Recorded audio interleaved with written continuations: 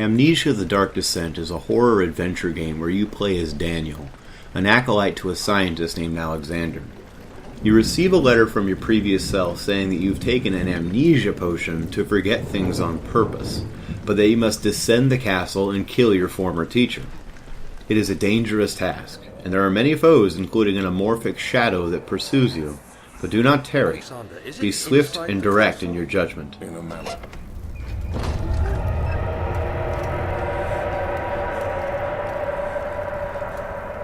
The most persistent theme in this game is the aspect of sight unseen, which implies doing something without further inspection or questioning.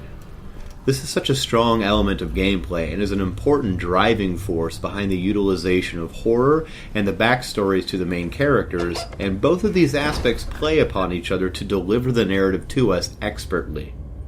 The sight-unseen horror of Amnesia is exemplified by three important and strongly utilized moments: anticipating, hunting, and chasing. The most terrifying elements for most of the game is the unseen water monster that we know is there but can't quite see.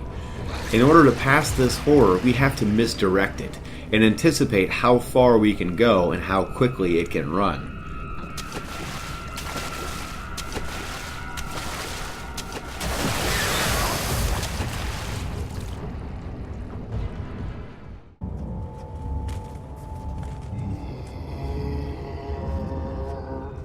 The next is the hunting, which happens at random parts of the story.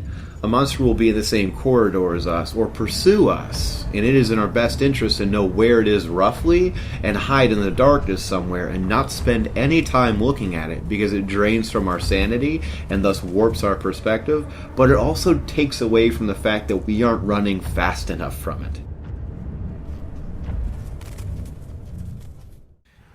And finally is the chase. The most nerve-wracking moments in this game are coordinated chases in which an unseen force is in rapid pursuit, and you must coordinate door closes and traverse debris preventing you from reaching safety. The limited information of something chasing me, that vague connection, and the specific movements required creates this anxiety in the player that can snap people into never completing their journey.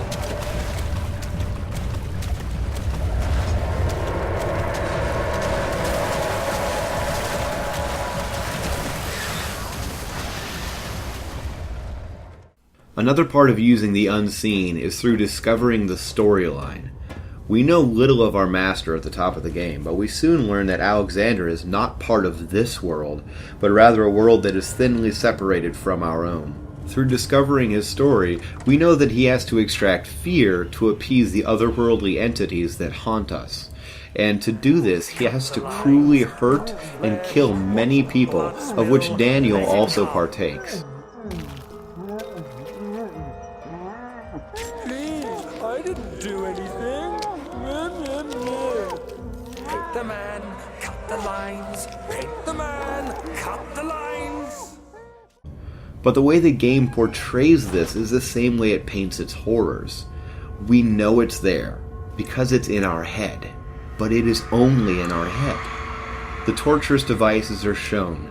The gore is shown. The picture of how it happens is shown, as well as the sound and the direction of the event. But like the horror, it all plays out in our mind.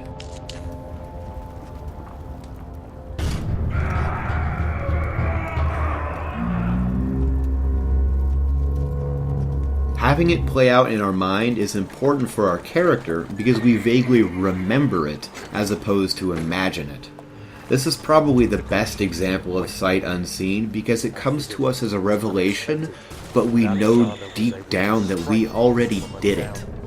The Daniel from before couldn't live with himself with this information, but thought it important to use himself as a vessel of ignorance, and thus drank an amnesia potion and set himself against the horrors below.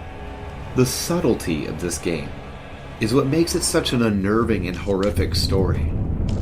Combine this with the gore the game sets against us creates a jarring and terrifying experience.